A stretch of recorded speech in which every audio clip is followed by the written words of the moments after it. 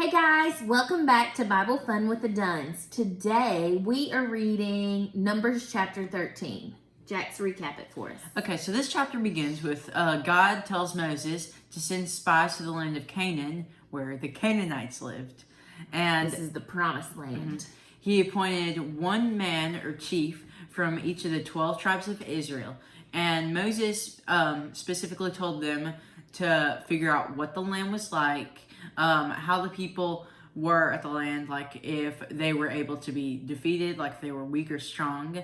And he said he wanted to know how many people were there and if they were living in a camp or like what kind of living area they were living in. So the spies were sent to stay there, and they were there for 40 days. And then they brought back a big old cluster of grapes, and it was so heavy that two of them had to carry it on a pole between them. Mm-hmm. So when they got back, 10 of them report to Moses that what they saw, the land was very good, but the people living there were giants, and there were a bunch of them.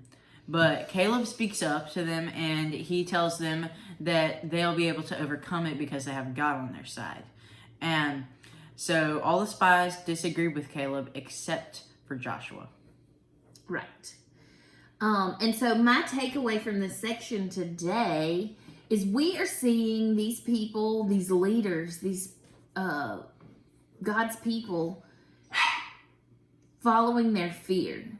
And so my takeaway for today is we cannot let fear make our decisions for us. I've been pretty transparent, and we've done this for over a year together, that fear has been a struggle in my life in the past, and it's something that I continually fight against to keep at bay. The longer I walk with Him, the more I learn how to fight against it.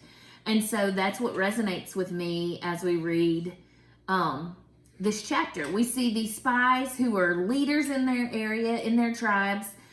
These are not wusses. They're not weaklings.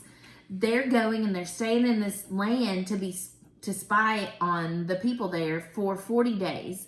And I can imagine some of the fears that they might have. The unknown.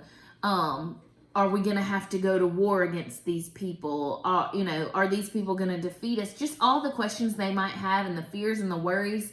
And sometimes when we fear, we can allow that to keep us or paralyze us, keep us in the state that we're in. And they're in a wilderness. They're camping out. They don't have any permanent home.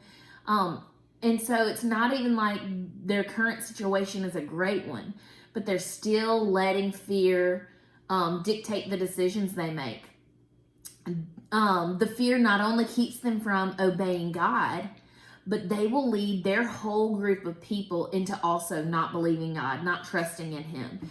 And in the next few chapters that we read, we will see the consequences of their choices. And so instead of just saying, don't fear, don't be afraid, it's important for us to realize how to fight against that. And a verse that I memorized very early on is Joshua 1:9, and it's one that I preach to my kids all the time since they were itty bitty. But it says, "Have I not commanded you?" And it's God telling Joshua, this same guy, and he'll need this in the future. As we go through life, there are many, many times that we need to be told not to fear. In fact, the Bible tells us over and over and over again, but this one just stuck with me. "Have I not commanded you? Be strong and of a good courage. Don't be afraid or dismayed, for the Lord your God is with you wherever you go." Or whithersoever thou goest. Whithersoever thou goest. So back in my Bible drill days, we were still up in the King James Version. So that is how I quote it to them. But in order to fight against those feelings of fear, we must look to God. We must remember that God is always with us. It's important for us to learn to fear God, to respect God, to be in awe of God, to know who God is and put Him in His rightful place of power and authority over all those other things. When we fear God, every single other fear that we might have fall away because it bows to God. And so it's important. That's how I have learned to fight fear. If I'm struggling in an area, being afraid, then I know that I need to spend more time with God. I need to spend time looking to Him. just recently I heard this amazing story that stuck with me. And it's about this kid who broke his arm and he had a cast. And it was, he'd worn it for a while and it was time to go get the cast off. And he and his mom are in the doctor's office and the nurse comes in with this saw and bzz, bzz, you know, it's going. And the kid's like, what are you about to do to me? Like, I already broke my arm. Why do you need a saw? He didn't understand they had to cut the cast off. And he was going crazy, so afraid. And the mom calmed him and, you know, talked to him. And she said, look at me, look at me. Are you afraid right now? And he said, yes.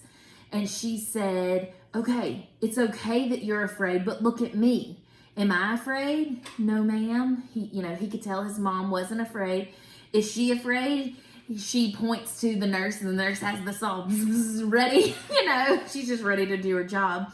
And he decides, no, she's not afraid at all. And she said, so it's okay that you're afraid, but will you just look at my face, let her do what she needs to do, and you look at me and you trust in me, and we're going to get through this and you're going to be okay. You can be afraid, but you look to me, don't look at what's going on, focus on me, and everything's going to be okay because I'm your mama and I love you and I'm going to take care of you.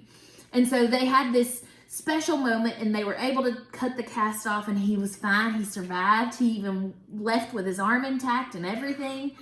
But she had a moment one night where she was laying in her bed, the same mama, a few nights later. And, I don't know if you're like me, but sometimes when you lay in bed, all the cares of the world seem to fall on you and you start thinking about things and worrying about things and fears try to creep in. And she started thinking that way.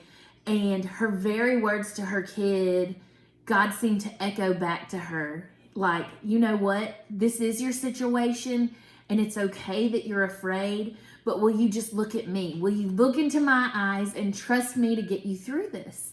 And I just think that's beautiful. You just never know what's going to happen. I just think that's a beautiful reminder of what we are to do when we struggle with fear.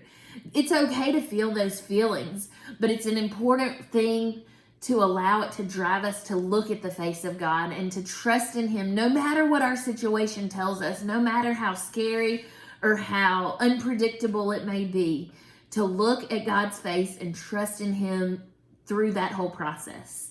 And so in this situation, quit making fun of me. In this situation, in Numbers, we're going to see they fall prey to their fears and their feelings, and they don't make good decisions. They choose to turn away from God because of these fears. And not only those leaders do, but the people following the leaders will suffer the consequences of them turning away from God and not choosing to follow Him.